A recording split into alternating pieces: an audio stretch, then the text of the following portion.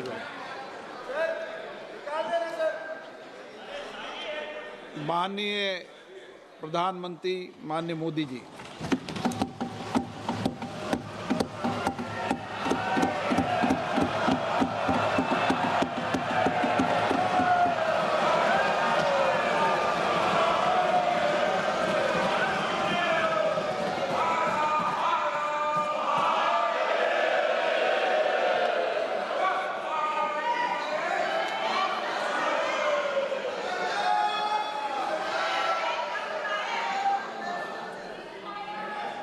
आदरणीय अध्यक्ष जी, इस सत्र के प्रारंभ में ही मैं जब मीडिया के साथियों से बात कर रहा था तब मैंने सभी माननीय सांसदों को अपील करते हुए एक बात का उल्लेख किया था। मैंने कहा था कि ये सत्र भारत के विजयोत्सव का सत्र है।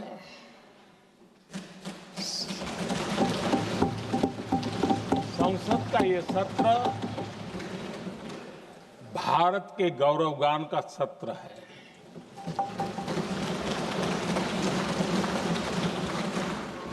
आदरणीय अध्यक्ष जी, जब मैं विजयोत्सव की बात कर रहा हूं तब मैं कहना चाहूंगा कि ये विजयोत्सव आतंकी हेडक्वार्टर्स को मिट्टी में मिलाने का है।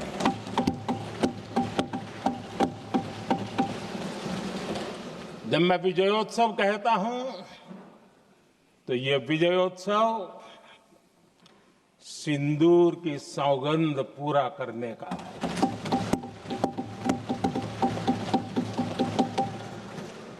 मैं जब ये विजयोत्सव कहता हूं तो ये भारत की सेना के शौर्य और सामर्थ्य का विजय गाथा कह रहा है। जब मैं विजयोत्सव कह रहा हूं तो 140 करोड़ भारतीयों की एकता, इच्छा शक्ति, उसके एक अप्रतिम जीत का विजयोत्सव की बात करता हूं। आदरणीय अध्यक्ष जी, मैं इसी विजय भाव से इस सदन में भारत का पक्ष रखने के लिए खड़ा हुआ।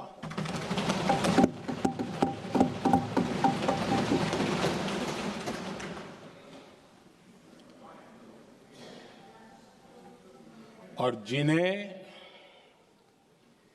भारत का पक्ष नहीं दिखता है उन्हें मैं आईना दिखाने के लिए खड़ा हुआ।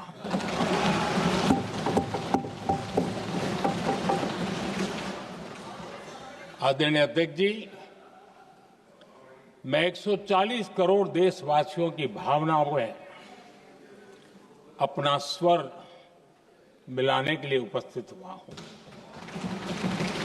ये 140 करोड़ देशवासियों की भावना के जो गूंज है, जिस सदन में सुनाई दी है, मैं उसे अपना एक स्वर मिलाने खड़ा हुआ। आदरणीय अध्यक्ष जी, ऑपरेशन सिंदूर के दरमियान जिस प्रकार से देश के लोगों ने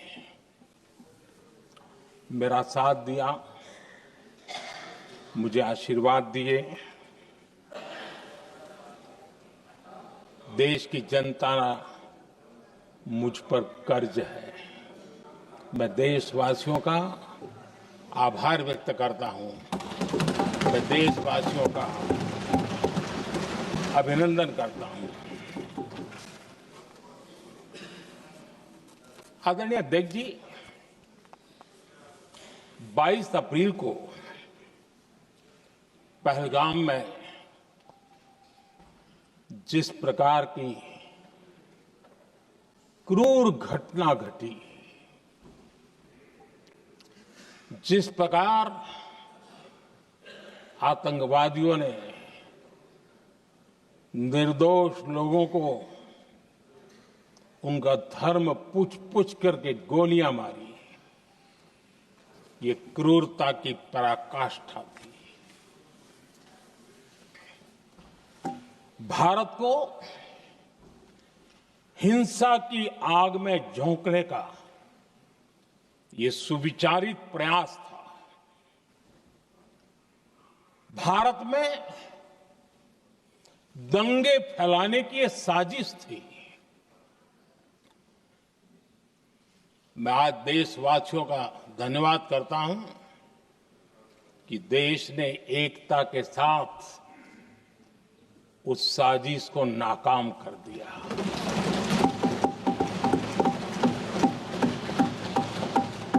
आदरणीय अध्यक्ष जी,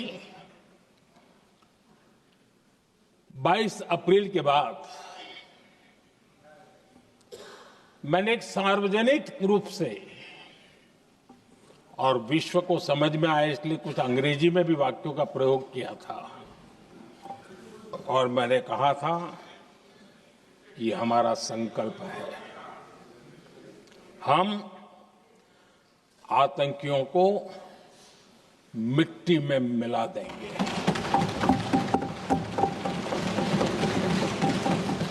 और मैंने सार्वजनिक रूप से कहा था, सजा उनके आकाओं को भी होगी और कल्पना से भी बड़ी सजा मिलेगी।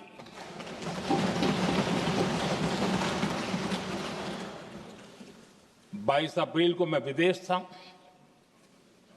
मैं तुरंत लौट के आया और आने के तुरंत बाद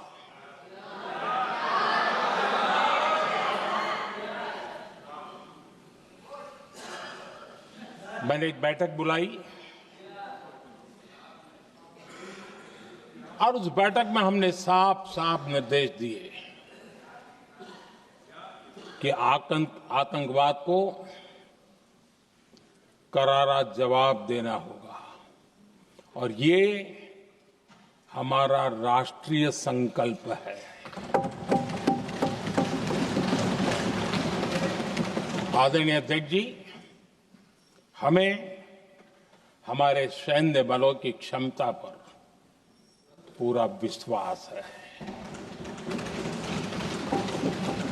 पूरा भरोसा है उनकी क्षमता पर, उनके सामर्थ्य पर, उनके साहस पर।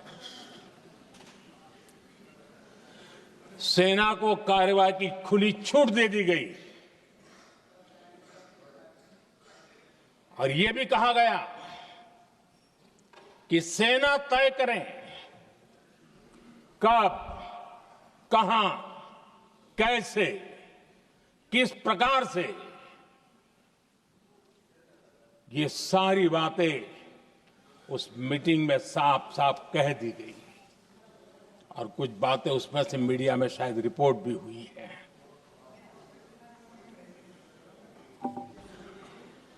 हमें गर्व है आतंकियों को वो सजा दी और सजा ऐसी है कि आज भी आतंक के उन आकाओं की नींद उड़ी हुई है।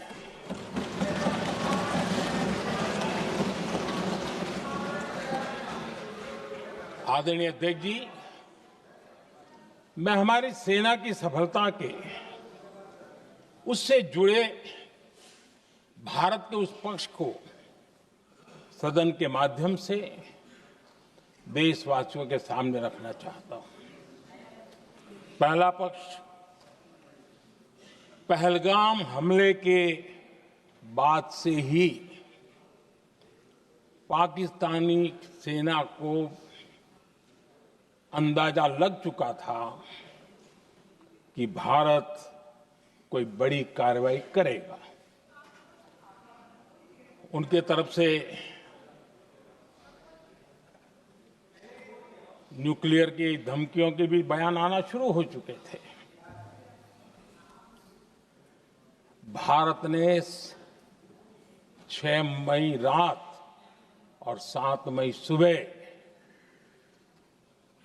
जैसा तय किया था वैसी कार्रवाई की और पाकिस्तान कुछ नहीं कर पाया। 22 मिनट में 22 अप्रैल का बदला निर्धारित लक्ष्य के साथ हमारी सेना ने ले लिया। दूसरा पक्ष, आदरणीय अध्यक्ष जी, पाकिस्तान के साथ हमारी लड़ाई की तो कई बार हुई है, लेकिन ये पहली ऐसी भारत की रणनीति बनी कि जिसमें पहले जहां कभी नहीं गए थे वहां हम पहुंचे। पाकिस्तान के कोने कोने में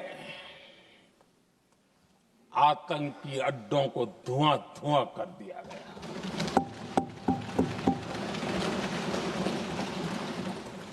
आतंक के गढ़ कोई सोच नहीं सकता कि वहां तक कोई जा सकता है।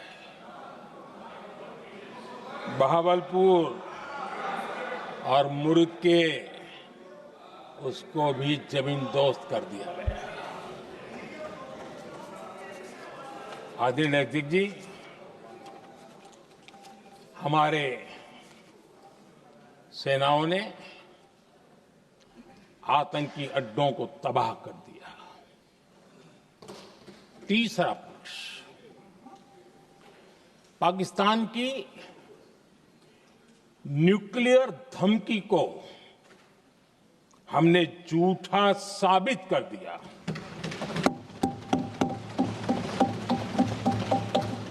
भारत ने सिद्ध कर दिया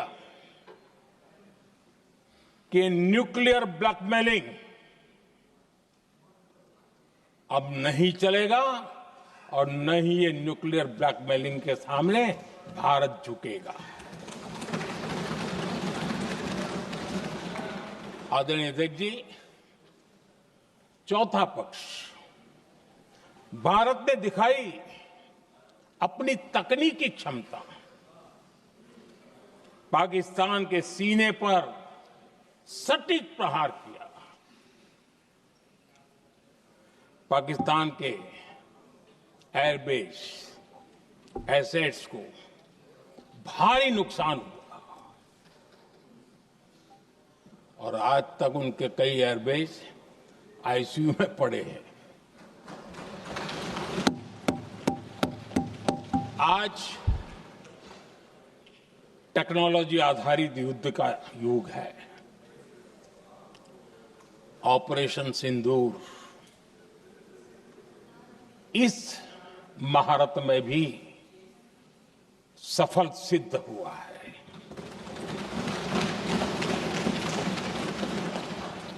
अगर पिछले 10 साल में जो हमने तैयारियां की हैं वो न की होती तो इस तकनीक के युग में हमारा कितना नुकसान हो सकता था, इसका हम अंदाज लगा सकते हैं। पांचवा पक्ष,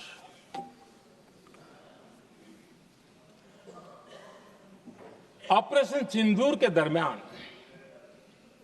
पहली बार हुआ जब आत्मनिर्भर भारत की ताकत को दुनिया ने पहचाना।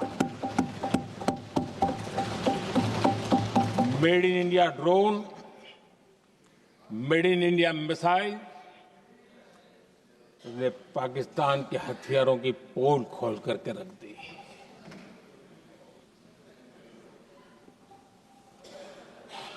आदरणीय अध्यक्ष जी, और भी एक महत्वपूर्ण काम जो हुआ है, वैसे जब राजीव गांधी जी थे उस समय उनके जो एक डिफेंस का काम देखने वाले एमओएस थे, उन्होंने जब मैंने सीडीएस की घोषणा की तो वो बहुत प्रसन्न होकर के मुझे मिलने आए थे और बहुत बहुत प्रसन्न थे वो। इस समय ऑपरेशन में नेवी, आर्मी, एयरफोर्स, तीनों सेनाओं का जॉइंट एक्शन, इसके बीच की सिनर्जी, इसने पाकिस्तान के छक्के छुड़ा दिए।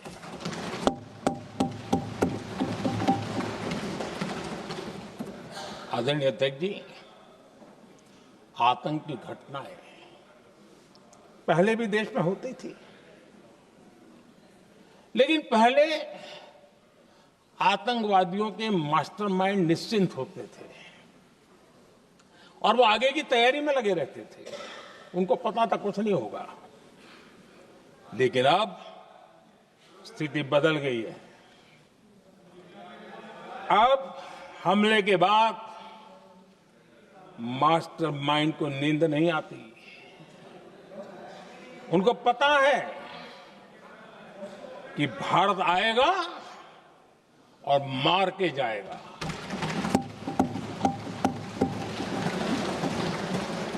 ये न्यू नॉर्मल भारत ने सेट कर दिया है।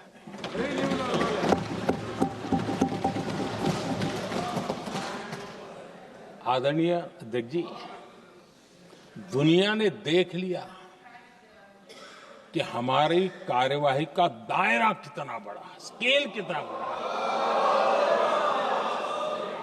सिंदूर से लेकर के सिंधु तक पाकिस्तान पर कार्रवाई की है। ऑपरेशन सिंदूर ने तय कर दिया कि भारत में आतंकी हमले की, उसके आकाओं को और पाकिस्तान को भारी कीमत चुकानी पड़ेगी। अब ऐसे ही नहीं जा सकता। आदरणीय अध्यक्ष जी, ऑपरेशन सिंदूर से स्पष्ट होता है कि भारत ने 3 सूत्र तय किए हैं।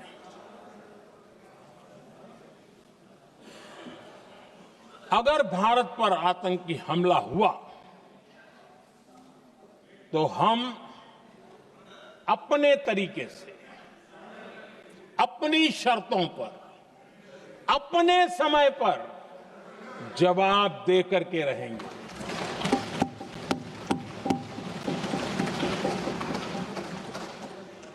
दूसरा, कोई भी न्यूक्लियर ब्लैकमेल अब नहीं चलेगा।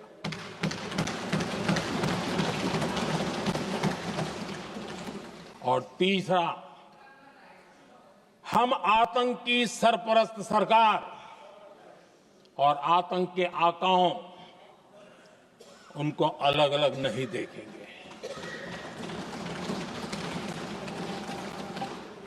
आदरणीय अध्यक्ष जी,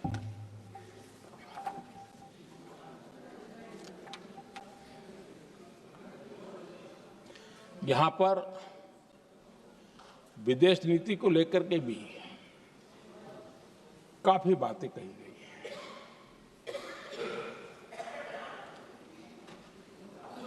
दुनिया के समर्थन को लेकर के भी काफी बातें कही गई हैं। मैं आज सदन में कुछ बातें पूरी स्पष्टता से कह रहा हूं। दुनिया में किसी भी देश ने भारत को अपनी सुरक्षा में कार्रवाई करने से रोका नहीं है।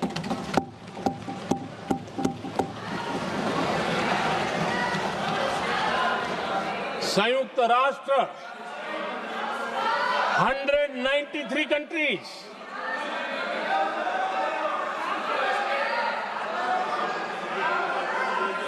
सिर्फ 3 देश 193 कंट्री में सिर्फ 3 देश ऑपरेशन सिंदूर के दौरान पाकिस्तान के समर्थन में बयान दिया था। Only 3 countries.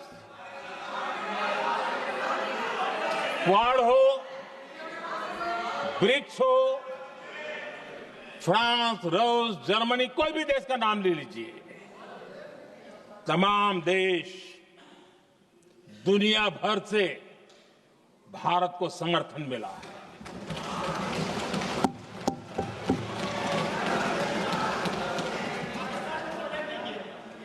आदरणीय अध्यक्ष जी, दुनिया का समर्थन तो मिला, दुनिया के देशों का समर्थन मिला, माननीय लेकिन ये दुर्भाग्य है कि मेरे देश के वीरों के पराक्रम को कांग्रेस का समर्थन नहीं।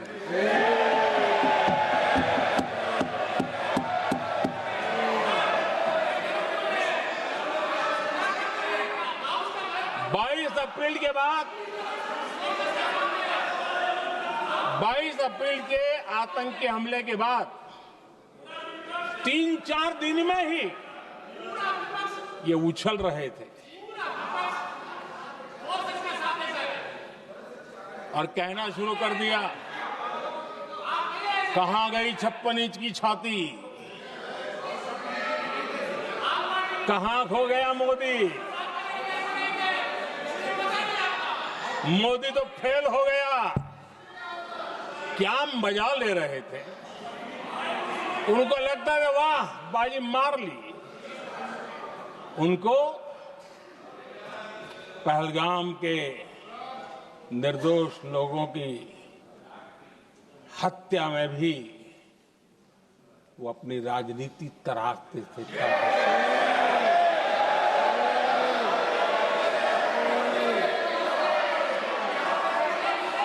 अपनी स्वार्थी राजनीति के लिए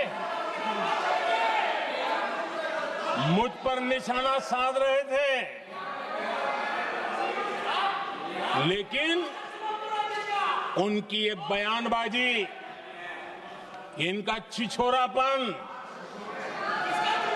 देश के सुरक्षा बलों का मनोबल गिरा रहा था।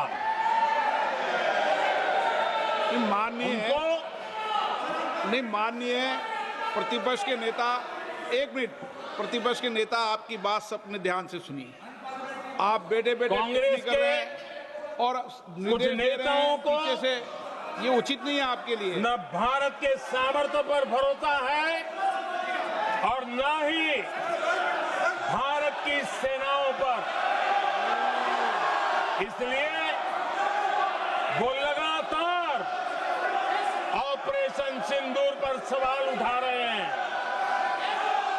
ऐसा करके आप लोग मीडिया में हेडलाइंस तो ले सकते हैं, लेकिन देशवासियों के दिलों में जगह नहीं बना सकते।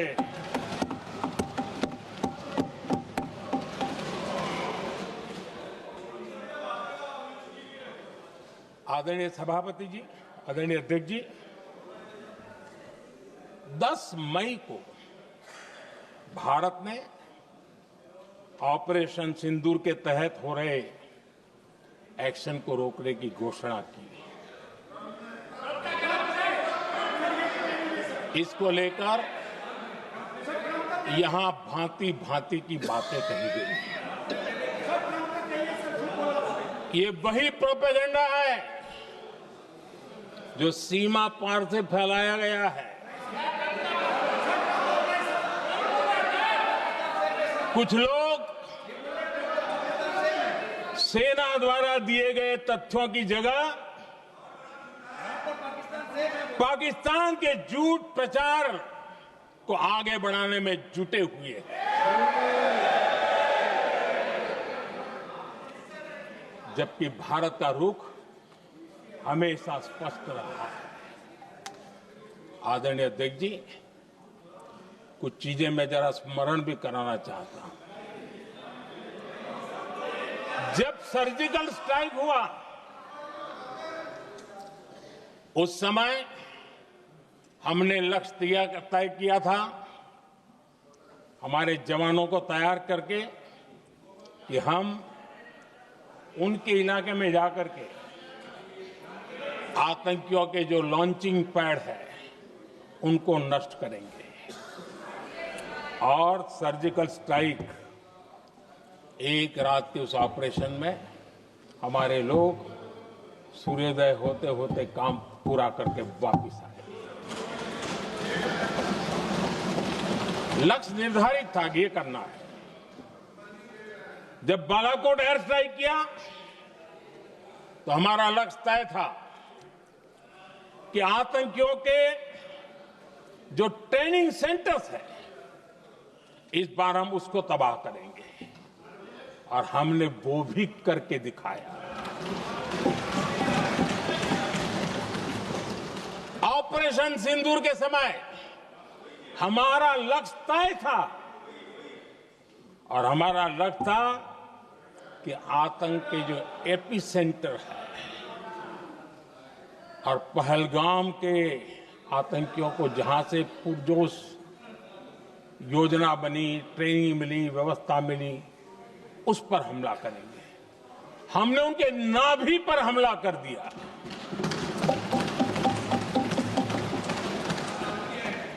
जहां पहलगाम के आतंकियों का रिक्रूटमेंट हुआ, ट्रेनिंग होती थी, फंडिंग होता था, उन्हें टेक्निकल सपोर्ट मिलता था, शस्त्र सरंजाम मिलता था, उस जगह को आइडेंटिफाई किया और हमने सटीक तरीके से ऑपरेशन सिंदूर के तहत आतंकियों की नाभि पे प्रहार कर दिया। और आदरणीय अध्यक्ष जी, इस बार भी हमारी सेना ने 100% लक्ष्यों को हासिल करके देश के सामर्थ्य का परिचय दिया।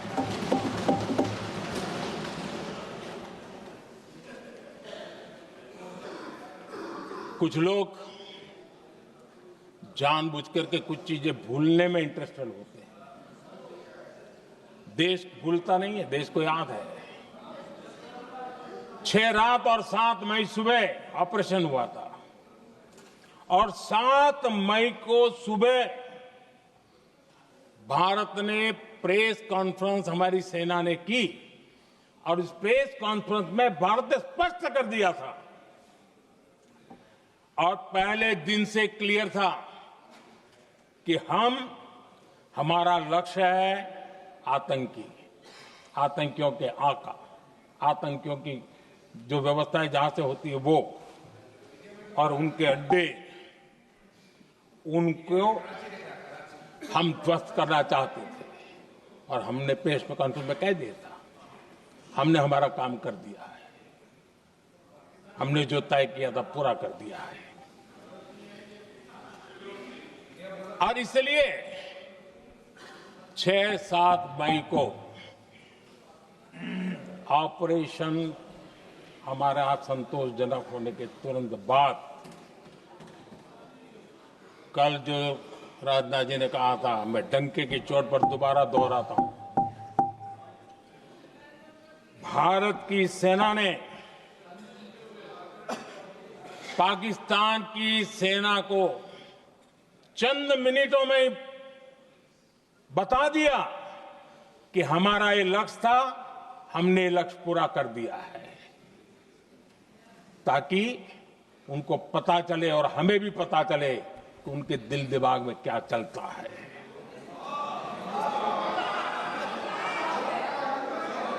हमने अपना लक्ष्य 100% हासिल कर लिया था, और पाकिस्तान में समझदारी होती तो आतंकियों के साथ खुलेआम खड़े रहने की गलती न करता। उसने निर्लज्ज होकर के आतंकवादियों के साथ खड़े रहने का फैसला किया। हम पूरी तरह तैयार थे, हम भी मौके की तलाश में थे, लेकिन हमने दुनिया को बताया था कि हमारा लक्ष्य आतंकवाद है, आतंकवादी आका है, आतंकवादी ठिकाने हैं, वो हमने पूरा कर दिया। लेकिन जब पाकिस्तान ने आतंकियों की मदद में आने का फैसला किया और मैदान में उतरने की हरकत की, तो भारत की सेना ने सालों तक याद रह जाए ऐसा करारा जवाब दे करके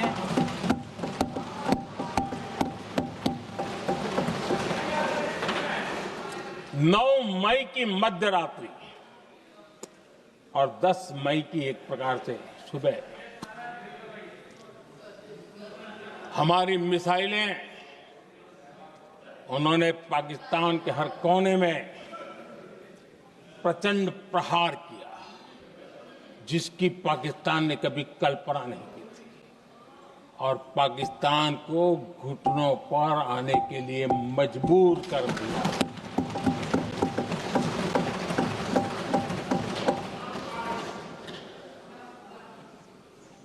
और आपने टीवी में भी देखा है, वहां से क्या बयान आते थे। पाकिस्तान के लोग, अरे मैं तो स्विमिंग पूल में नहा रहा था, कोई कह रहा था मैं तो दफ्तर जाने की तैयारी कर रहा था, हम कुछ सोचे पहले तो भारत ने तो हमला कर दिया। ये पाकिस्तान के लोगों के बयान है और देश ने देखे हैं। स्विमिंग पूल में नहा रहा था।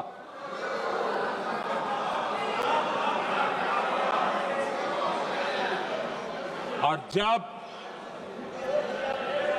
इतना कड़ा प्रहार हुआ,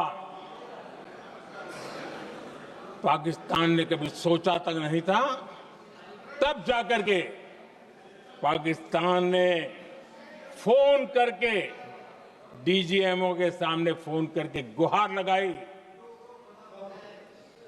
बस करो, बहुत मारा,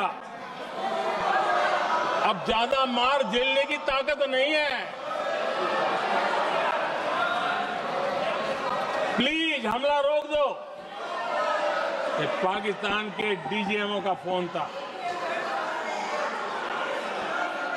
और भारत ने तो पहले दिन ही कह दिया था, 7 तारीख सुबह की प्रेस देख लीजिए, कि हमने हमारा लक्ष्य पूरा कर दिया है, अगर आप कुछ करोगे तो महंगा पड़ेगा। और आप धीरे ऐसे कैसे चलता है? प्लीज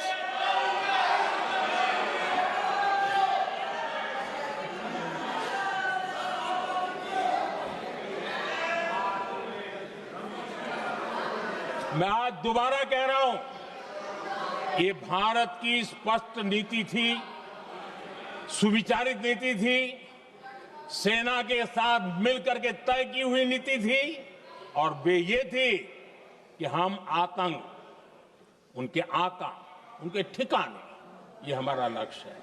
और हमने कहा, पहले दिन प्रेस कॉन्फ्रेंस में कहा है कि हमारा एक्शन नॉन एक्सिलेटरी है, ये हमने कह करके किया है।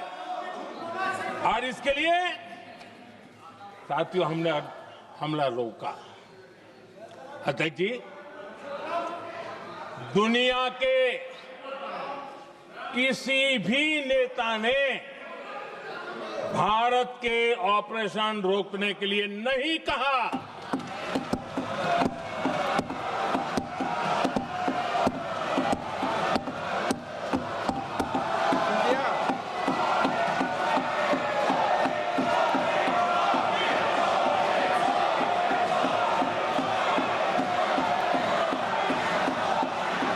उसी दौरान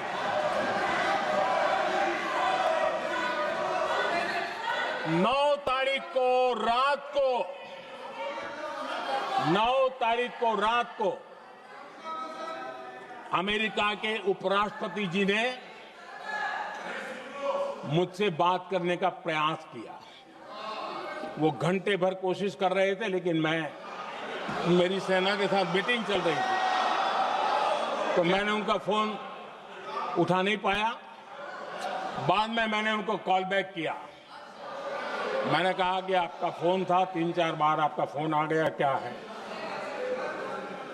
तो अमेरिका के उपराष्ट्रपति जी ने मुझे फोन पे बताया कि पाकिस्तान बहुत बड़ा हमला करने वाला है, ये उन्होंने मुझे बताया। मेरा जो जवाब था, जिनको समझ नहीं आता है उनको तो नहीं आएगा।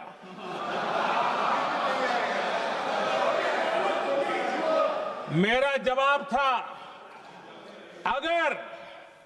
अगर पाकिस्तान का ये इरादा है तो उसे बहुत महंगा पड़ेगा। ये मैंने अमेरिका के उपराष्ट्रपति को कहा।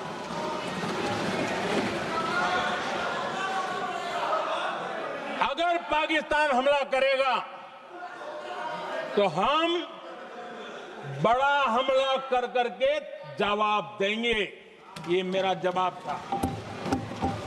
और आगे मेरा एक वाक्य था, मैंने कहा था हम गोली का जवाब गोले से देंगे। ये 9 तारीख रात की बात है और 9 रात में और 10 सुबह हमने पाकिस्तान को सैन्य शक्ति को तहस नहस कर दिया था। और यही हमारा जवाब था, यही हमारा जज्बा था। और आज पाकिस्तान भी भली भांति जान गया है कि भारत का हर जवाब पहले से ज्यादा तगड़ा होता है।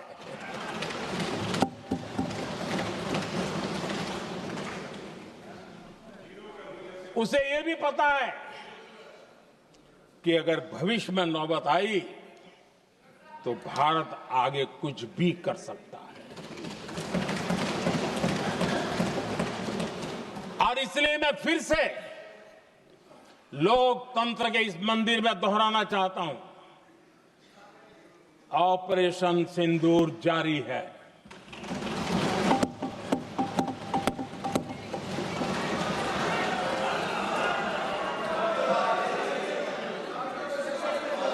पाकिस्तान ने दुस्साहस की अगर कल्पना की तो उसे करारा जवाब दिया जाएगा।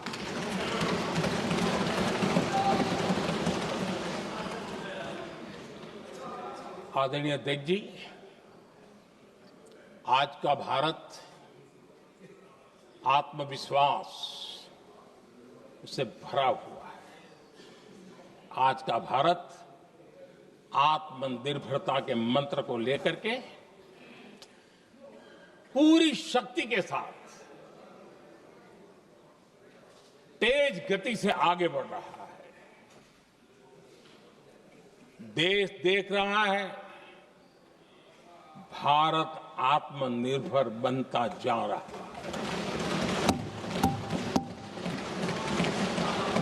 लेकिन देश ये भी देख रहा है कि एक तरफ तो भारत आत्मनिर्भरता की ओर तेज गति से आगे बढ़ रहा है, लेकिन कांग्रेस मुद्दों के लिए पाकिस्तान पर निर्भर होती जा रही है।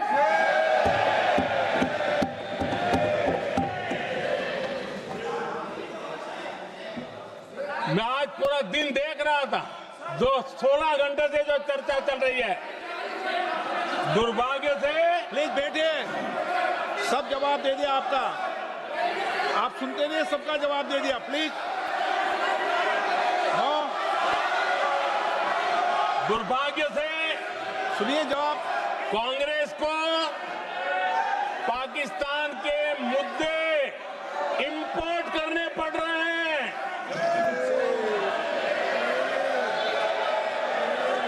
आदरणीय अध्यक्ष जी, आज के वॉरफेयर में इंफॉर्मेशन और नैरेटिव्स की प्लीज बैठिए। बहुत बड़ी भूमिका है।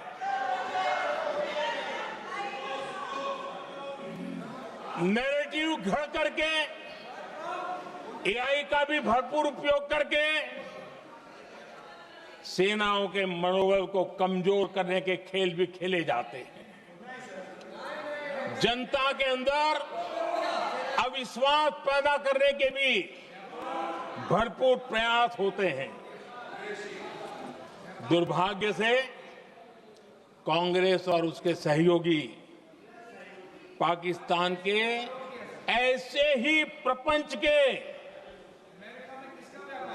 प्रवक्ता बन चुके हैं।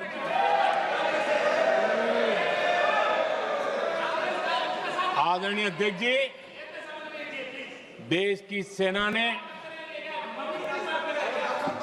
आदरणीय अध्यक्ष जी, ये तरीका है देश आपका? की सेना ने बैठिए बैठिए। देश की भाई, सेना ने सिलसिला। सर्जिकल स्ट्राइक की। बैठिए।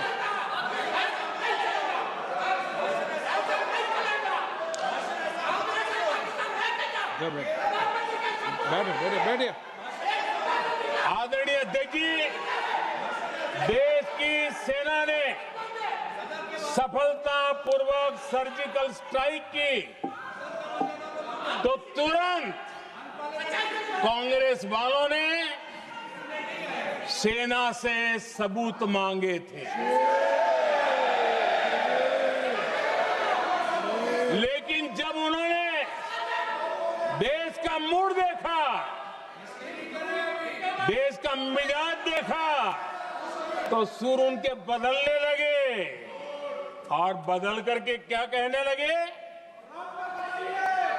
कांग्रेस के लोगों ने कहा, ये सर्जिकल स्ट्राइक क्या बड़ी बात है,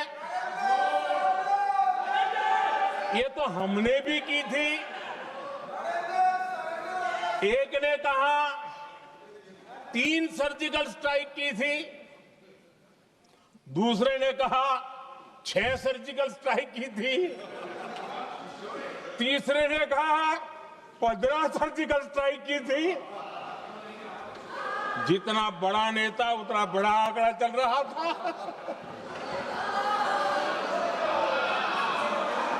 आदरणीय अध्यक्ष जी, इसके बाद बालाकोट में सेना ने एयर स्ट्राइक की।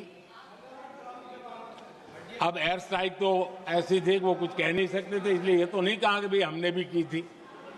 उसमें तो उन्होंने समझदारी दिखाई, लेकिन फोटो मांगने लगे। एयर स्ट्राइक हुई तो फोटो दिखाओ, क्या कहां गिरा, क्या तोड़ा, कितने मरे, बस यही पूछते रहे। पाकिस्तान भी यही पूछता था, ये भी यही पूछते थे। इतना ही नहीं, आदरणीय अध्यक्ष जी, जब पायलट अभिनंदन पकड़े गए तो पाकिस्तान में तो खुशी का माहौल होना स्वाभाविक था कि उनके हाथ में भारतीय सेना का एक पायलट उनके हाथ लगा था। लेकिन यहां पर भी कुछ लोग थे जो कानों कानों में कह रहे थे, अब मोदी फंसा, अब अभिनंदन वहां आए, मोदी ला करके दिखा दे, अब देखते हैं मोदी क्या करता है। आज डंके की चोट पर अभिनंदन वापिस आए।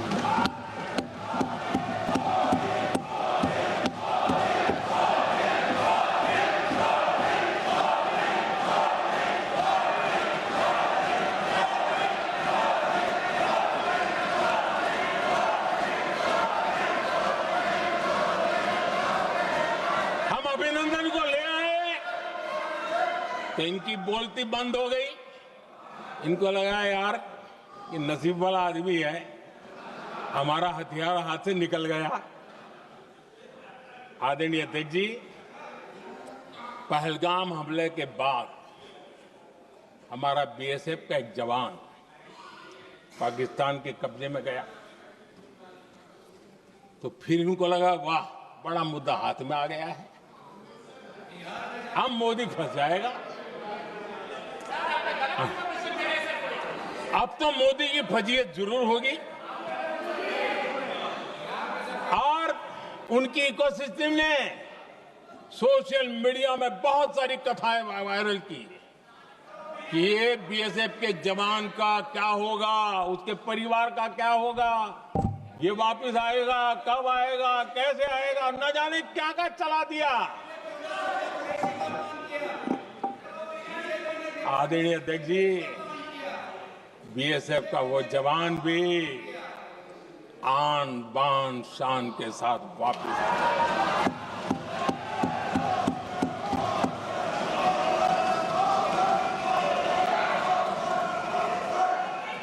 आतंकवादी रो रहे हैं,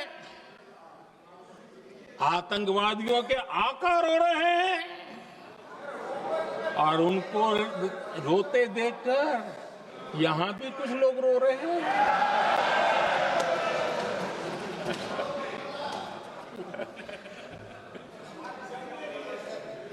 अब देखिए, सर्जिकल स्ट्राइक चल रही थी, उसके बाद उन्होंने एक खेल खेलने की कोशिश की, बात जमी नहीं। एयर स्ट्राइक हुई तो दूसरा खेल खेलने की कोशिश की, वो भी जमी नहीं।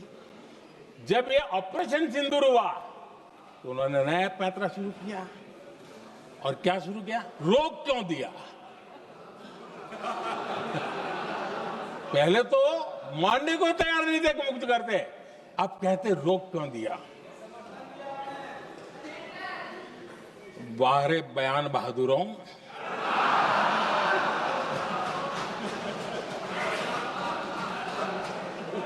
आपको विरोध का कोई न कोई बहाना चाहिए,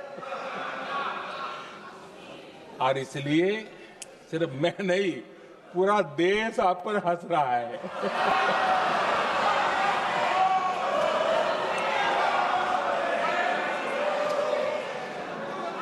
आदरणीय अध्यक्ष जी,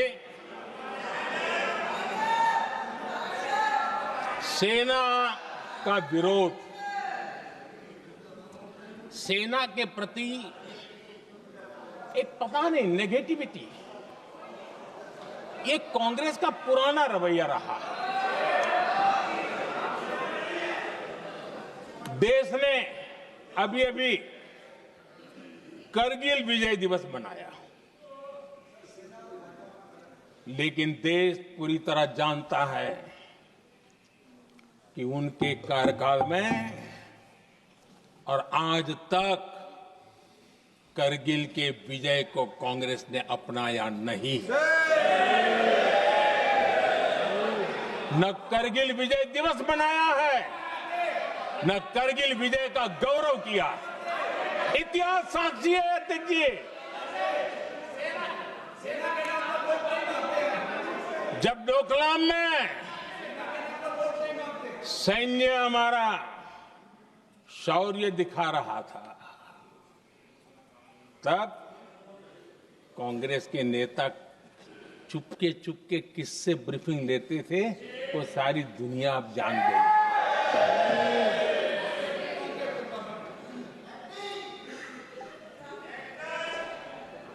आप निकाल दीजिए पाकिस्तान के सारे बयान, और यहां हमारा विरोध करने वाले लोगों के बयान फुल स्टॉप कॉमा के साथ एक है। क्या कहेंगे इसको? और बुरा लगता है सच बोलते हैं तो। पाकिस्तान के साथ सुर में सुर मिला दिया जाता है। आदरणीय अध्यक्ष जी, देश हैरान है, कांग्रेस ने पाकिस्तान को क्लीन चिट दे दी है।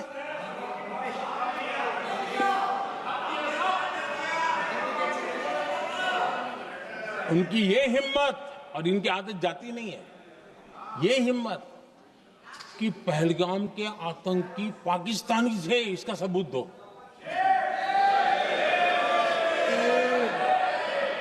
क्या कह रहे हो तुम लोग? तो कौन सा तरीका है? और यही मांग पाकिस्तान कर रहा है जो कांग्रेस कर रही है। और आदरणीय अध्यक्ष जी, आज जब सबूतों की कोई कमी नहीं है, सब कुछ आंखों के सामने दिखता है, तब ये हालत है। अगर ये सबूत ना होते तो क्या करते ये लोग, आप बताइए। आदरणीय अध्यक्ष जी,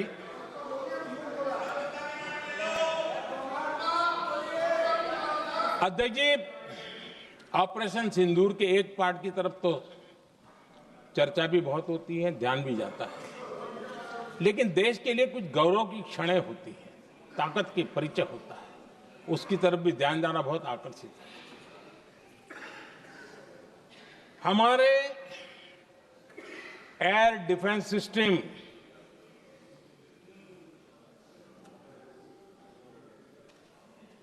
दुनिया में इसकी चर्चा है। हमारे एयर डिफेंस सिस्टम ने पाकिस्तान की मिसाइल और ड्रोन्स उसको तिनके की तरफ बिखेर दिया था।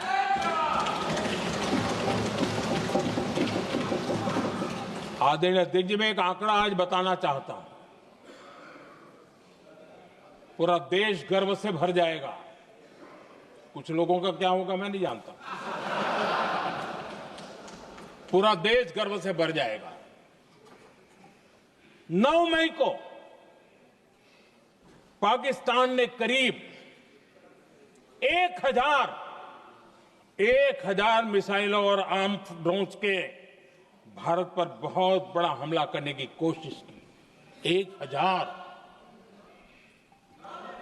ये मिसाइलें भारत के किसी भी हिस्से पर गिरती तो वहां भयंकर तबाही मचती, लेकिन 1000 मिसाइल्स और ड्रोन्स को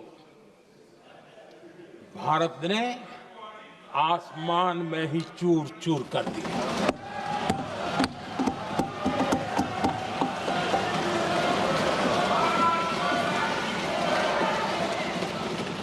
हर देशवासी को इससे गर्व हो रहा, लेकिन जैसे कांग्रेस के लोग इंतजार कर रहे थे, कुछ तो गड़बड़ होगी यार, मोदी मरेगा, कहीं तो फंसेगा।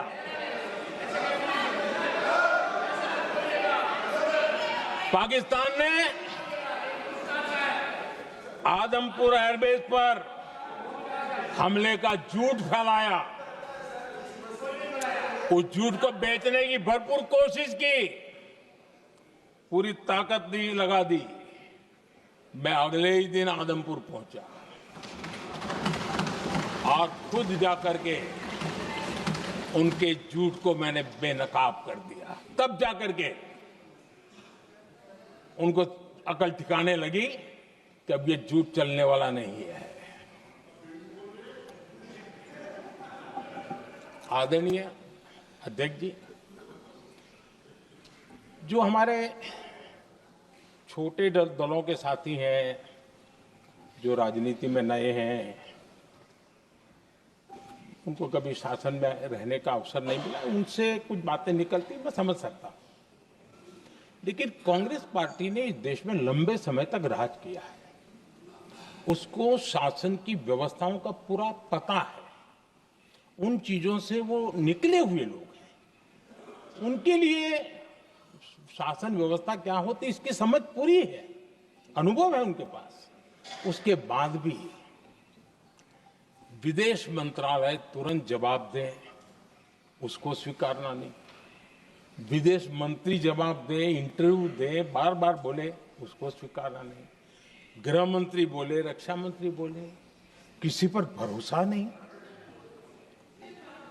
जिसने इतने सालों तक राज किया, उनको देश की व्यवस्थाओं पर अगर भरोसा नहीं है, तब शक उठता है कि क्या हालत हो गई है इनकी।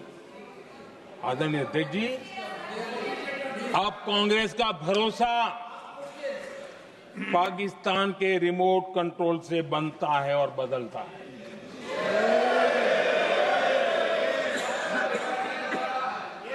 आदरणीय अध्यक्ष जी, एक बिल्कुल कांग्रेस के नए सदस्य, यानी उनको तो क्षमा करनी चाहिए, नए सदस्य को क्या कहेंगे, लेकिन कांग्रेस के आका जो उनको लिख करके देते हैं और उनसे बुलवाते हैं, खुद में हिम्मत नहीं है, उनसे बुलवाते हैं कि ऑपरेशन सिंदूर ये तो तमाशा था, ये आतंकवादियों ने जिन 26 लोगों को मौत के घाट उतारा था ना, उस भयंकर क्रूर घटना पर ये तेजाब छिड़कने वाला पाप है। तमाशा कहते हो? आपकी असहमति हो सकती है, और ये कांग्रेस के नेता बुलवाते हैं।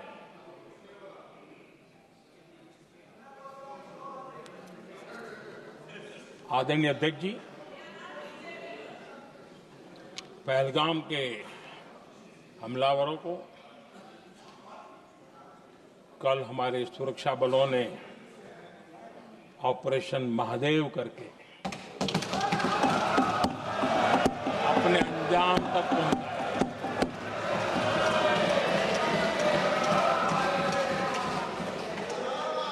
लेकिन मैं हैरान हूं, यहां ठहाके लगा के पूछा गया कि आखिर ये कल ही क्यों हुआ।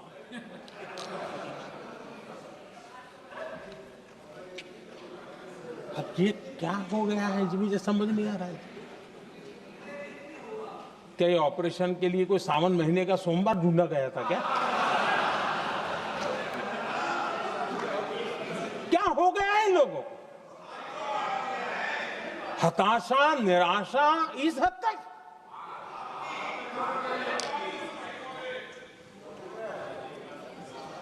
और देखिए मजा, पिछले कई सप्ताह से हाँ ऑपरेशन सिंदूर वगैरह तो ठीक है, पहलगाम के आतंकियों का क्या हुआ, पहलगाम के आतंकियों का। अब हुआ तो कल क्यों हुआ?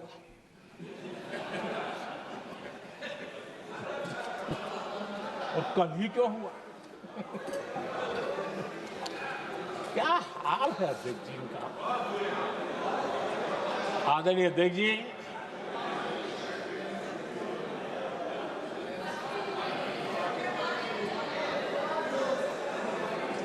आदरणीय अध्यक्ष जी,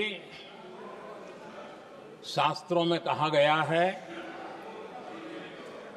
हमारे शास्त्रों में कहा गया है, शस्त्रेण रक्षिते राष्ट्रे, शस्त्रेण रक्षिते राष्ट्रे शास्त्र चर्चा प्रवर्तते। अर्थात जब राष्ट्र शस्त्र से सुरक्षित होते हैं तभी वहां शास्त्र की, ज्ञान की चर्चाएं जन्म ले पाती है। जब सीमा पर सेनाएं मजबूत होती है तभी लोकतंत्र प्रखर होता है। आदरणीय अध्यक्ष जी, ऑपरेशन सिंदूर बीते दशक में भारत की सेना के सशक्तिकरण का एक साक्षात प्रमाण है। ऐसे ही नहीं हुआ है। कांग्रेस के शासन के दौरान सेनाओं को आत्मनिर्भर बनाने के संबंध में सोचा तक नहीं जाता था। आज भी आत्मनिर्भर शब्द की मजाक उड़ा रही है। वैसे वो महात्मा गांधी से आया हुआ है, लेकिन आज भी मजाक उड़ाई जाती है। हर रक्षा सौदे में कांग्रेस अपने मौके खोजती रहती थी।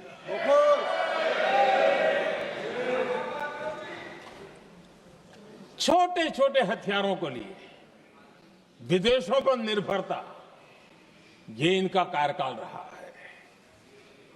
Bullet proof jacket, night vision camera तक नहीं होते थे, और लंबा लिस्ट है। जीप से शुरू होता है, बफो, हेलीकॉप्टर, हर चीज के साथ घोटाला जुड़ा हुआ है।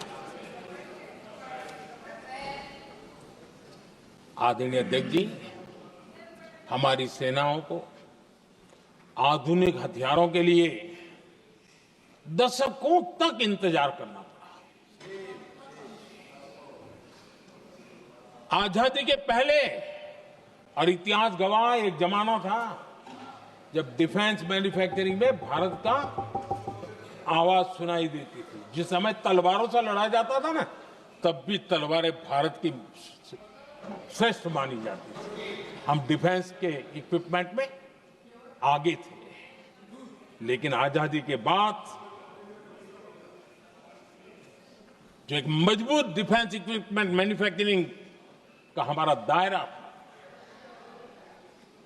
जो हमारा पूरा इकोसिस्टम था, उसको सोच समझ करके तबाह कर दिया गया, उसको दुर्बल किया गया।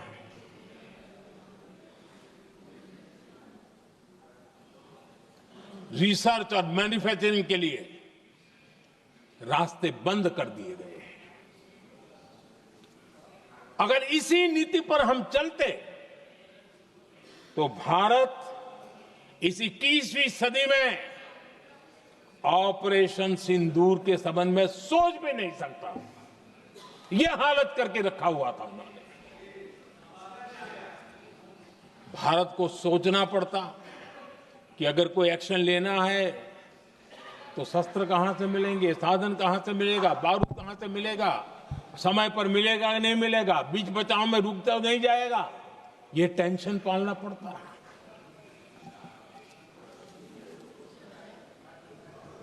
आदरणीय अध्यक्ष जी, बीते एक दशक में मेक इन इंडिया हथियार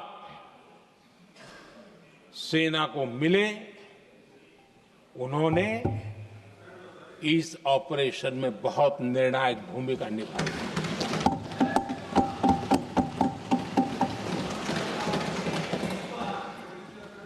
आदरणीय अध्यक्ष जी, एक दशक पहले भारत के लोगों ने संकल्प लिया, हमारा देश सशक्त, आत्मनिर्भर और आधुनिक राष्ट्र बने। रक्षा, सुरक्षा, हर क्षेत्र में बदलाव के लिए एक के बाद एक ठोस कदम उठाए गए, सीरीज ऑफ रिफॉर्म्स किए गए और देश में सेना में जो रिफॉर्म्स हुए हैं, जो आजादी के बाद पहली बार हुए। चीफ ऑफ डिफेंस स्टाफ की नियुक्ति, ये विचार कोई नया नहीं था, दुनिया में प्रयोग भी चलते हैं, भारत में निर्णय नहीं होते थे। हमने, ये बहुत बड़ा रिफॉर्म था, हमने किया और बहुत ही, मैं हमारी तीनों सेनाओं का अभिनंदन करता हूं कि इस व्यवस्था को उन्होंने दिल से सहयोग किया है, दिल से स्वीकार किया है। सबसे बड़ी ताकत जॉइंटनेस और इंटीग्रेशन की। इस समय नेवी हो, एयरफोर्स हो, आर्मी हो, ये इंटीग्रेशन और जॉइंटनेस ने हमारी ताकत को अनेक गुना बढ़ा दिया और उसका परिणाम भी हमें नजर में आया है, ये हमने करके देखा है। सरकार की जो डिफेंस प्रोडक्शन की कंपनियां थी, उसमें हमने रिफॉर्म किए। शुरुआत में वहां पर आग लगाना, आंदोलन करवाना, हड़तालें करवाने के खेल चल रहे थे, अभी भी बंद नहीं हुए हैं, लेकिन देश हित को सर्वोपरि मान करके उन डिफेंस इंडस्ट्री के हमारे जो लोग थे सरकारी व्यवस्था में, उन्होंने इसको मन से लिया, रिफॉर्म को स्वीकार किया और वो भी आज बहुत प्रोडक्टिव बन गए। इतना ही नहीं, हमने प्राइवेट सेक्टर के लिए भी डिफेंस के दरवाजे खोल दिए हैं और आज भारत का प्राइवेट सेक्टर आगे आ रहा है।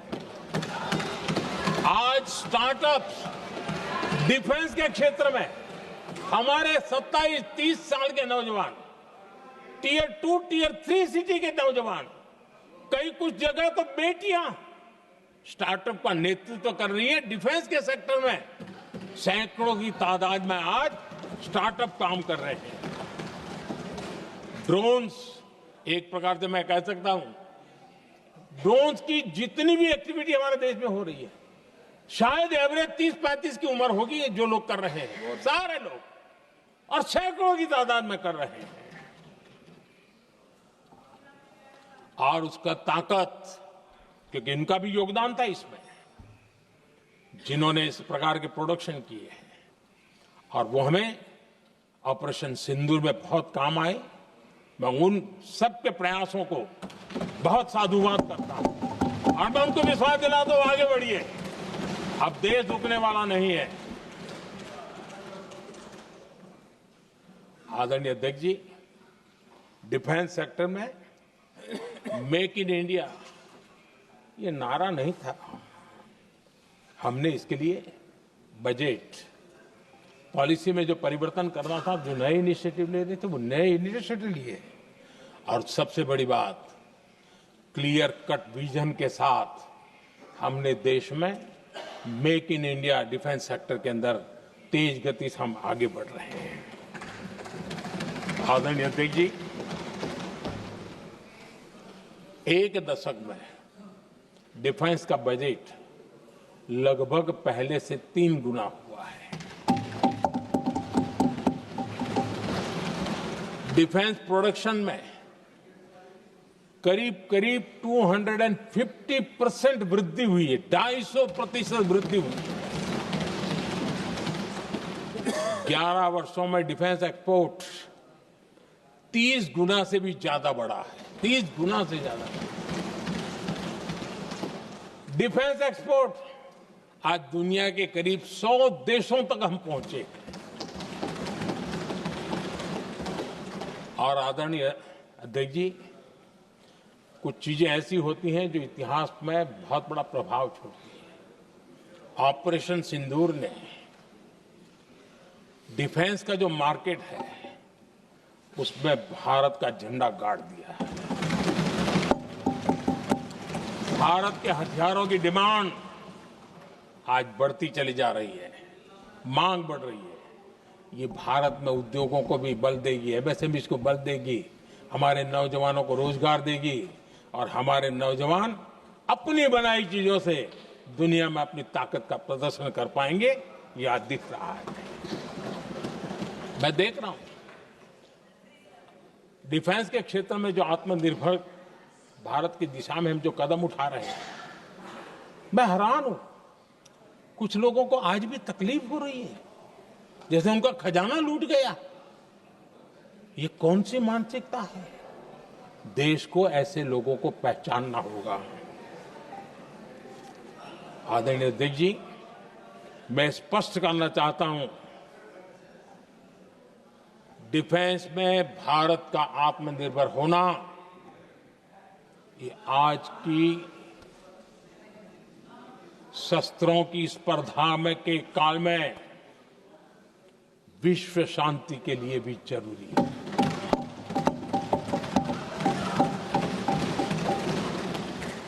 मैं पहले भी कह चुका हूं, भारत युद्ध का नहीं, बुद्ध का देश है। हम समृद्धि, शांति चाहते हैं, लेकिन हम ये कभी न भूले कि समृद्धि का और शांति का रास्ता शक्ति से ही गुजरता है।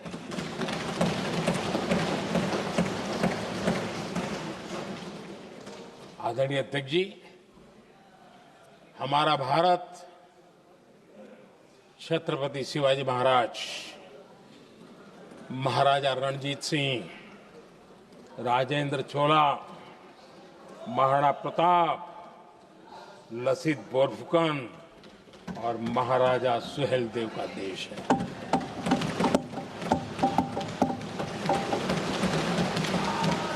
आदरणीय अध्यक्ष जी, हम विकास और शांति के लिए सामरिक सामर्थ्य पर भी फोकस करते हैं। आदरणीय अध्यक्ष जी,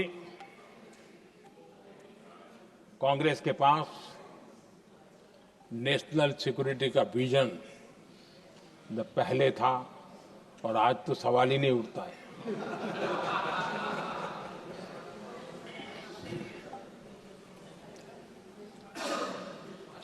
कांग्रेस ने हमेशा नेशनल सिक्योरिटी पर समझौता किया।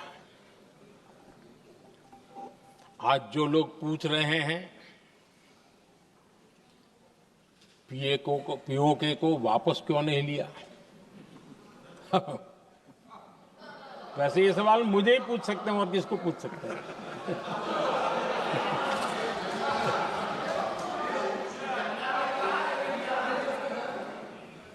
लेकिन इसके पहले जवाब देना होगा पूछने वालों को। किसकी सरकार ने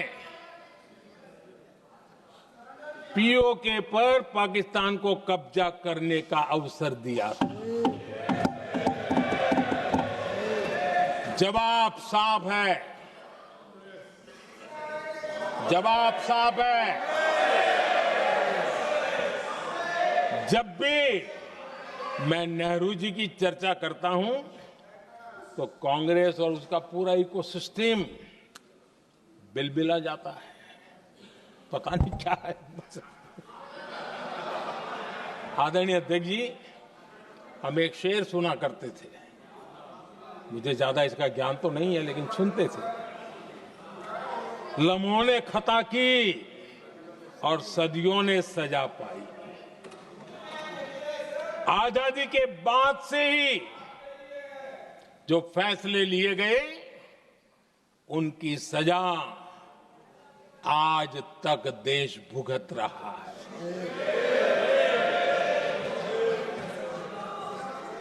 यहां बार बार एक बात का जिक्र हुआ और मैं फिर से करना चाहूंगा।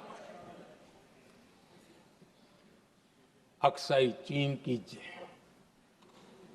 उस पूरे क्षेत्र को बंजर जमीन करार दिया गया, ये कहकर के तो बंजर है। देश की 38,000 वर्ग किलोमीटर जमीन हमें खोनी पड़ी।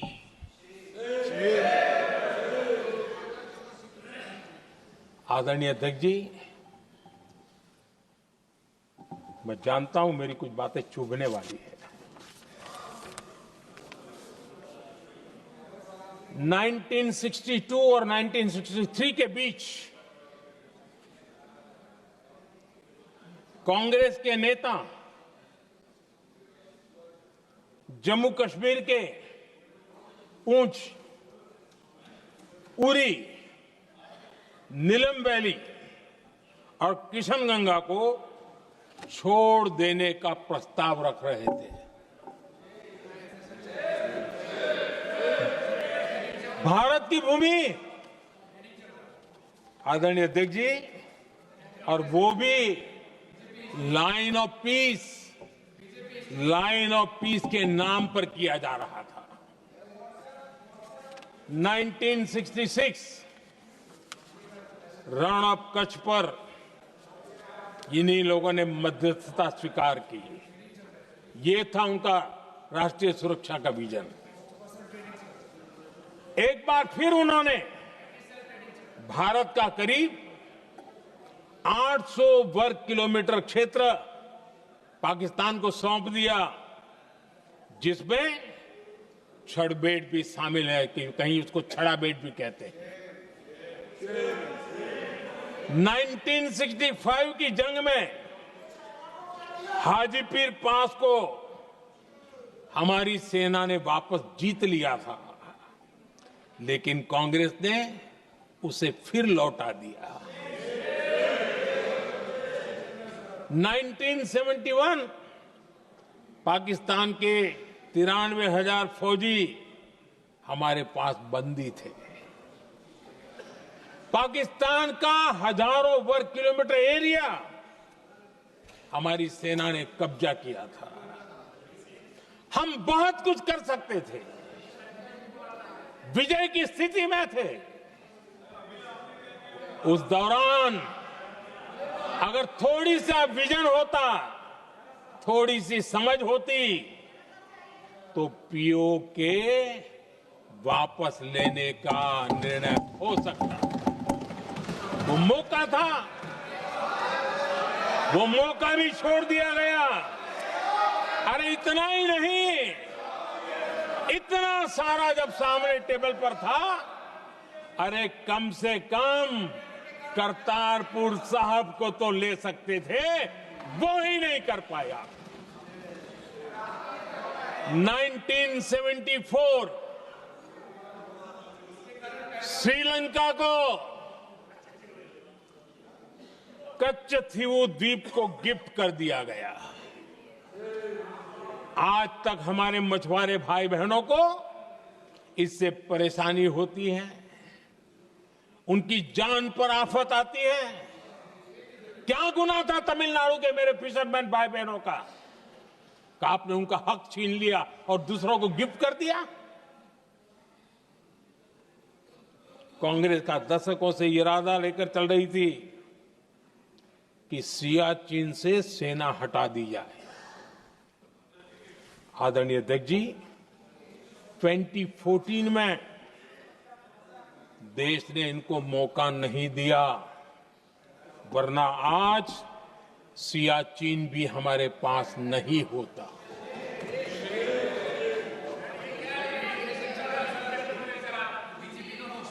आदरणीय अध्यक्ष जी, आजकल कांग्रेस के जो लोग हमें डिप्लोमेसी का पाठ पढ़ा रहे हैं, मैं उन्हें उनकी डिप्लोमेसी याद दिलाना चाहता हूं ताकि उनको भी कुछ याद रहे, पता चले। 26/11 जैसे भयंकर हमले के बाद बहुत बड़ा आतंकी हमला था। कांग्रेस का पाकिस्तान से प्रेम नहीं रुका। इतनी बड़ी घटना 26/11 की हुई थी। विदेशी दबाव में हमले के कुछ हफ्तों के भीतर ही कांग्रेस सरकार ने पाकिस्तान से बातचीत शुरू कर दी। आदरणीय अध्यक्ष जी, कांग्रेस सरकार ने 26/11 की इतनी बड़ी घटना के बाद भी एक भी डिप्लोमेट को भारत से बाहर निकालने की हिम्मत नहीं की। छोड़ो, इसे एक वीजा तक कैंसिल नहीं किया, एक वीजा तक कैंसिल नहीं कर पाए थे। देश पर पाकिस्तानी स्पॉन्सर बड़े बड़े हमले होते गए, लेकिन यूपीए सरकार ने पाकिस्तान को मोस्ट फेवर्ड नेशन का दर्जा देकर रखा था। वो कभी वापस नहीं लिया था। एक तरफ देश मुंबई के हमले का ये न्याय मांग रहा था, दूसरी तरफ कांग्रेस पाकिस्तान के साथ व्यापार करने में लगी थी।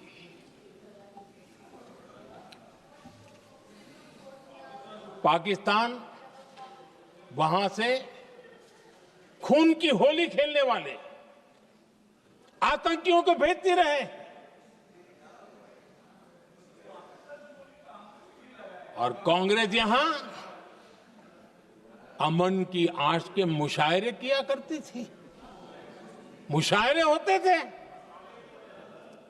हमने आतंकवाद और अमन की आस का ये वन वे ट्रैफिक बंद कर दिया।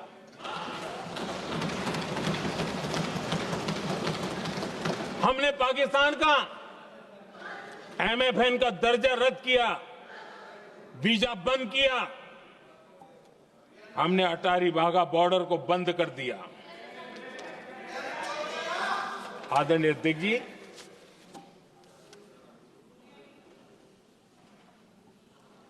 भारत के हितों को गिरवी रख देना ये कांग्रेस की पार्टी की पुरानी आदत है। इसका सबसे बड़ा उदाहरण सिंधु जल समझौता है। सिंधु जल समझौता किसने किया? नेहरू जी ने किया। और मामला किससे जुड़ा था? भारत से निकलने वाली नदियां, हमारे यहां से निकली हुई नदियां। उसका वो पानी था। और वो नदियां हजारों साल से भारत की सांस्कृतिक विरासत रही है, भारत की चैतन्य शक्ति रही है। भारत को सुजलाम सुफलाम बनाने में उन नदियों का बहुत बड़ा योगदान रहा है। सिंधु नदी जो सदियों से भारत की पहचान हुआ करती थी, उसी से भारत जाना जाता था। लेकिन नेहरू जी और कांग्रेस ने सिंधु और झेलम जैसी नदियों पर विवाद के लिए पंचायत किसको दी? वर्ल्ड बैंक को दी। वर्ल्ड बैंक फैसला करे क्या कर रहा है, नदी हमारी, पानी हमारा।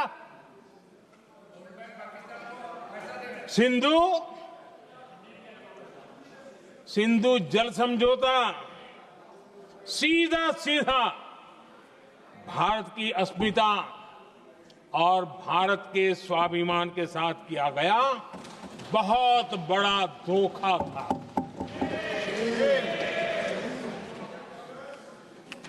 आदरणीय अध्यक्ष जी, आज के देश के युवा ये बात सुनते होंगे तो उनको भी आश्चर्य होगा कि ऐसे लोग थे हमारे देश का काम करते थे। नेहरू जी ने इस ट्रीटी करी और क्या किया? ये जो पानी था, जो नदियां थी, जो भारत से निकल रही थी, उन्होंने 80% पानी पाकिस्तान को देने के लिए वो राजी हो गए। और इतना बड़ा हिंदुस्तान, उसको सिर्फ 20% पानी। कोई मुझे समझाए भाई ये कौन सी बुद्धिमानी थी, कौन सा देश हित था, कौन सी डिप्लोमेसी थी,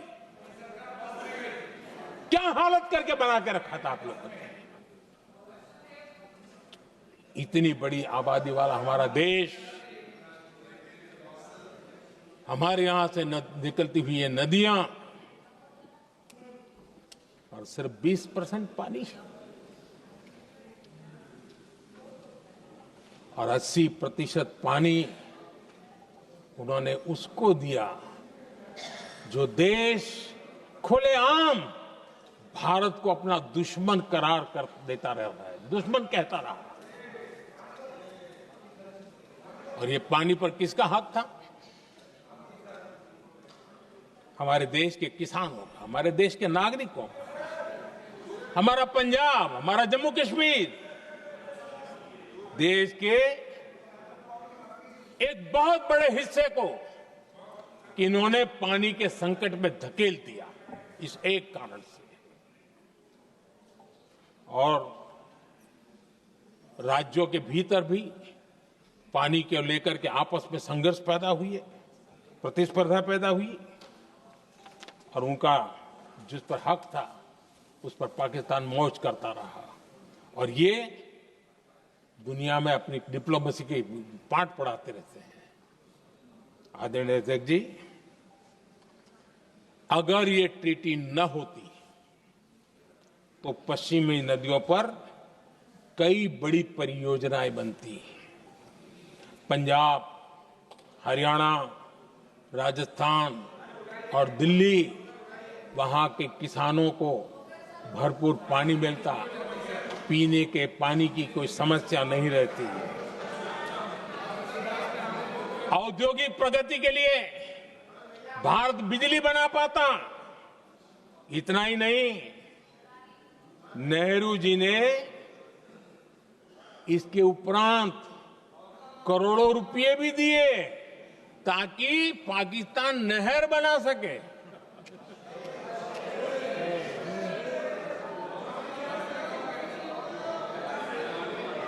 आदरणीय अध्यक्ष जी, इससे भी बड़ी बात, देश चौंक जाएगा। ये चीजें छिपाई गई है, दबा दी गई है। कहीं भी बांध बनता है तो उसमें एक मैकेनिज्म होता है उसकी सफाई का, डीसिल्टिंग का। उसमें जो मिट्टी भर जाती है, बाकी घास वगैरह आकर के भर जाता है, तो उसकी कैपेसिटी कम होती है, तो उसकी सफाई के लिए यानी इनबिल्ट व्यवस्था होती है। नेहरू जी ने पाकिस्तान के कहने पर यह शर्त स्वीकार की है कि इन बांध में जो मिट्टी आएगी, कूड़ा कचरा आएगा और बांध भर जाएगा, इसकी सफाई नहीं कर सकते, डिसिल्टिंग नहीं कर सकते हैं। बांध हमारे यहां, पानी हमारा, लेकिन निर्णय पाकिस्तान का कि आप डिसिल्टिंग नहीं कर सकते। इतना ही नहीं, जब इस बार मैं डिटेल में गया तो एक बांध तो ऐसा है कि जहां ये डिसिल्टिंग के लिए जो गेट होता है ना, उसको वेल्डिंग कर दिया गया है ताकि कोई गलती से भी खोल करके वो मिट्टी को निकाल ना दे। पाकिस्तान ने नेहरू जी से लिखवा लिया था कि भारत बिना पाकिस्तान की मर्जी अपने बांधों में जमा होने वाली मिट्टी साफ नहीं करेगा, डिसिल्टिंग नहीं करेगा। ये समझौता देश के खिलाफ था और बाद में नेहरू जी को भी ये गलती माननी पड़ी। इस समझौते में निरंजन दास गुलाटी करके एक सज्जन उसमें जुड़े हुए थे। उन्होंने एक किताब लिखी है। उस किताब में उन्होंने लिखा है कि फरवरी 1961 में नेहरू ने उनसे कहा था, गुलाटी, मुझे उम्मीद थी कि यह समझौता अन्य समस्याओं के समाधान का रास्ता खोलेगा, लेकिन हम वहीं हैं जहां पहले थे। ये नेहरू जी ने कहा। नेहरू जी केवल तत्कालिक प्रभाव देख पा रहे थे, इसलिए उन्होंने कहा कि हम वहीं के वहीं हैं, लेकिन सच्चाई ये कि इस एग्रीमेंट के कारण देश बहुत पिछड़ गया, देश बहुत पीछे चल गया और देश का बहुत नुकसान हुआ। हमारे किसानों को नुकसान हुआ, हमारी खेती को नुकसान हुआ। और नेहरू जी उस डिप्लोमेसी को जानते थे जिसमें किसान का कोई वजूद ही नहीं था। यह हाल करके रखा था उन्होंने। आदरणीय अध्यक्ष जी, पाकिस्तान आगे दशकों तक भारत के साथ युद्ध और छद्म युद्ध, प्रॉक्सी वॉर करता ही रहा, लेकिन कांग्रेस की सरकारों ने बाद में भी सिंधु जल समझौते की तरफ देखा तक नहीं, नेहरू जी की गलती को सुधारा तक नहीं। आदरणीय अध्यक्ष जी, लेकिन अब भारत ने पुरानी गलती को सुधारा है, ठोस निर्णय लिया है। भारत ने नेहरू जी द्वारा किए गई बहुत बड़ी ब्लंडर, सिंधु जल समझौते को देश हित में, किसानों के हित में एबेंस में रख दिया है। देश का अहित करने वाला ये समझौता अब इस रूप में आगे नहीं चल सकता। भारत ने तय कर दिया है, खून और पानी साथ साथ नहीं बह सकते।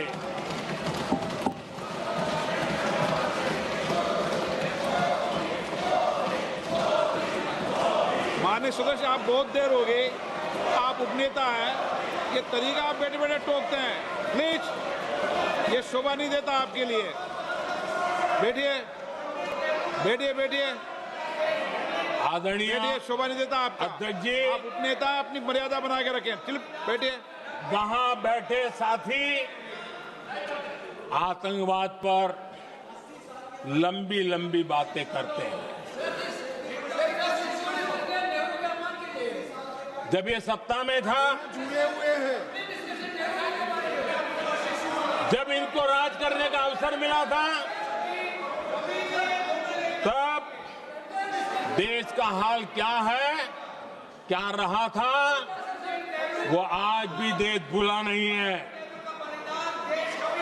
2014 से पहले देश में असुरक्षा का जो माहौल था, अगर वो आज याद भी करे ना, तो लोग सिहर जाते हैं। आदरणीय अध्यक्ष जी, हम सबको याद है, जो नई पीढ़ी के बच्चे हैं उनको पता नहीं है, हम सबको पता है। हर जगह पर अनाउंसमेंट होता था, रेलवे स्टेशन पर जाओ, बस स्टैंड पर जाओ, एयरपोर्ट पर जाओ, बाजार में जाओ, मंदिर में जाओ, कहीं पर भी जाओ, जहां भी भीड़ होती है, कोई भी लावारिस चीज दिखे छूना मत, पुलिस को तुरंत जानकारी देना, वो बम हो सकता है। हम 2014 तक यही सुनते आए थे, ये हालात करके रखा था। देश के कोने कोने में यही हाल था। माहौल ये था कि जैसे कदम कदम पर बम बिछे हैं और खुद को ही नागरिकों ने बचाना है। उन्होंने हाथ ऊपर कर दिए थे, अनाउंस कर दिया। आदरणीय अध्यक्ष जी, कांग्रेस की कमजोर सरकारों के कारण देश को कितनी जानें गंवानी पड़ी, हमें अपनों को खोना पड़ा। आदरणीय अध्यक्ष जी, आतंकवाद पर ये लगाम लगाई जा सकती थी। हमारी सरकार ने 11 साल में ये करके दिखाया, एक बहुत बड़ा सबूत है। 2004 से 14 के बीच जो आतंकी घटनाएं होती थी, उन घटनाओं में बहुत बड़ी कमी आई है। इसलिए देश भी जानना चाहता है, अगर हमारी सरकार आतंकवाद पर नकेल कस सकती है, तो कांग्रेस सरकारों की ऐसी कौन सी मजबूरी थी कि आतंकवाद को फलने फूलने दिया। आदरणीय अध्यक्ष जी, कांग्रेस के राज में आतंकवाद अगर फला फूला है, तो उसका एक बड़ा कारण इनकी तुष्टीकरण की राजनीति है, वोट बैंक की राजनीति है। जब दिल्ली में बाटला हाउस एनकाउंटर हुआ, कांग्रेस के एक बड़ी नेता के आंख में आंसू थे, आतंकवादी मारे गए इसके कारण। और वोट पाने के लिए इस बात को हिंदुस्तान के कोने कोने में पहुंचाया गया। आदरणीय अध्यक्ष जी, 2001 में देश की संसद पर हमला हुआ था। तब कांग्रेस के एक बड़े नेता ने अफजल गुरु को बेनिफिट ऑफ डाउट देने की बात कही थी। आदरणीय अध्यक्ष जी, मुंबई में 26/11 का इतना बड़ा आतंकी हमला हुआ, एक पाकिस्तानी आतंकी जिंदा पकड़ा गया। पाकिस्तान की मीडिया ने, दुनिया ने यह स्वीकार किया कि पाकिस्तानी है, लेकिन यहां कांग्रेस पार्टी इतना बड़ा पाकिस्तान का पाप, इतना बड़ा पाकिस्तानी आतंकी हमला, और ये क्या खेल खेल रहे थे? वोट बैंक की राजनीति के लिए क्या कर रहे थे? कांग्रेस पार्टी इसको भगवा आतंक सिद्ध करने में जुटी हुई है।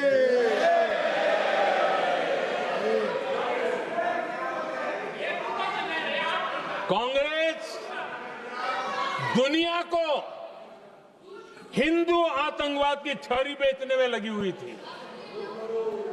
कांग्रेस के एक नेता ने अमेरिका के बड़े राजनयिक को यहां तक कह दिया था कि लश्कर-ए तोयबा से भी बड़ा खतरा भारत के हिंदू ग्रुप है। यह कहा गया था।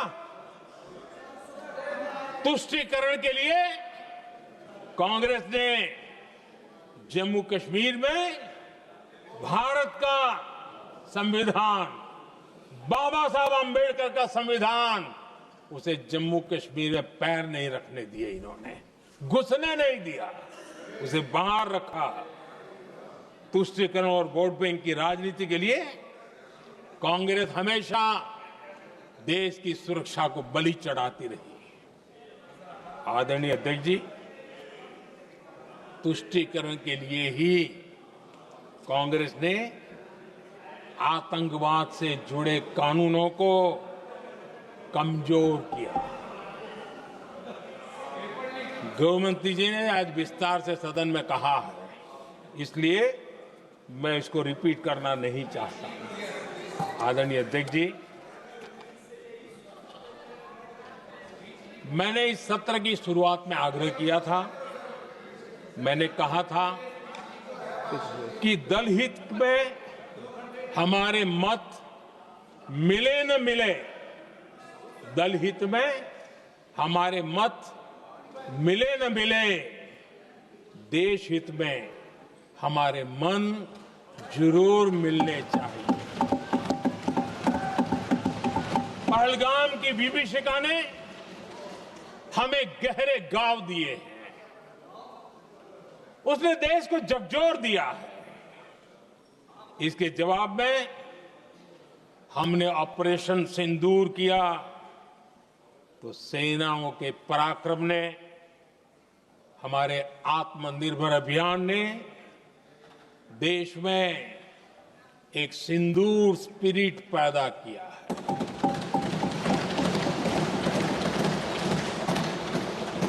ये सिंदूर स्पिरिट हमने तब भी देखी जब दुनिया भर में हमारे प्रतिनिधि मंडल भारत की बात बताने गए। मैं उन सभी साथियों को बहुत बहुत बधाई देता हूं। आपने बहुत ही प्रभावी ढंग से भारत की बात डंके की चोट पर दुनिया के सामने रखी।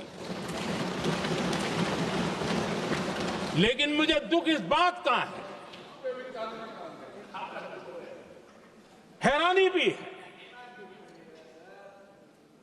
जो खुद को कांग्रेस के बड़े नेता समझते हैं, उनके पेट में दर्द हो रहा है कि भारत का पक्ष दुनिया के सामने क्यों रखा गया। शायद कुछ नेताओं को सदन में बोलने पर भी पाबंदी लगा दी गई है। आदरणीय अध्यक्ष जी, इस मानसिकता से बाहर निकलने की जरूरत है।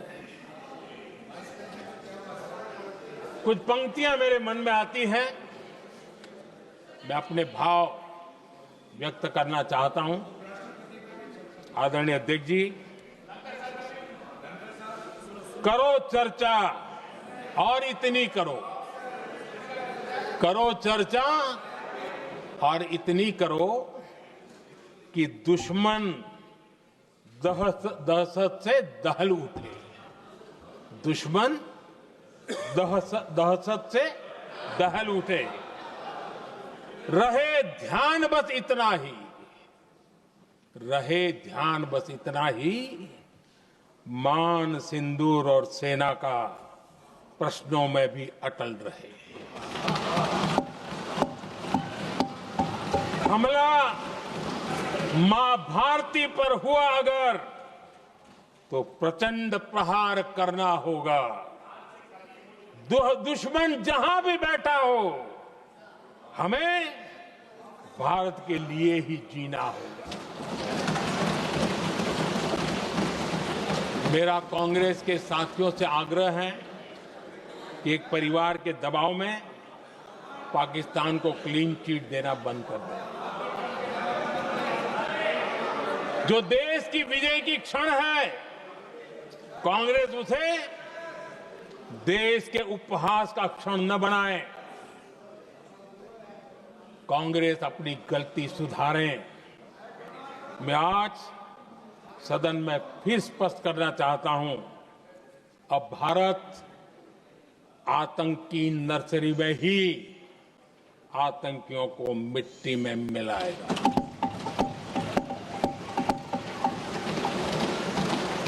हम पाकिस्तान को भारत के भविष्य खेलने नहीं देंगे और इसलिए ऑपरेशन सिंदूर खत्म नहीं हुआ है, ऑपरेशन सिंदूर जारी है। और ये पाकिस्तान के लिए भी नोटिस है। वो जब तक भारत के खिलाफ आतंक का रास्ता रोकेगा नहीं, तब तक भारत एक्शन लेता रहेगा। भारत का भविष्य सुरक्षित और समृद्ध होगा, यही हमारा संकल्प है। इसी भाव के साथ मैं फिर से सभी सदस्यों को सार्थक चर्चा के लिए धन्यवाद देता हूं और आदरणीय अध्यक्ष जी, मैंने भारत का पक्ष रखा है, भारत के लोगों की भावनाओं को व्यक्त किया है। मैं सदन का फिर से आभार व्यक्त करता हूं। बहुत बहुत धन्यवाद।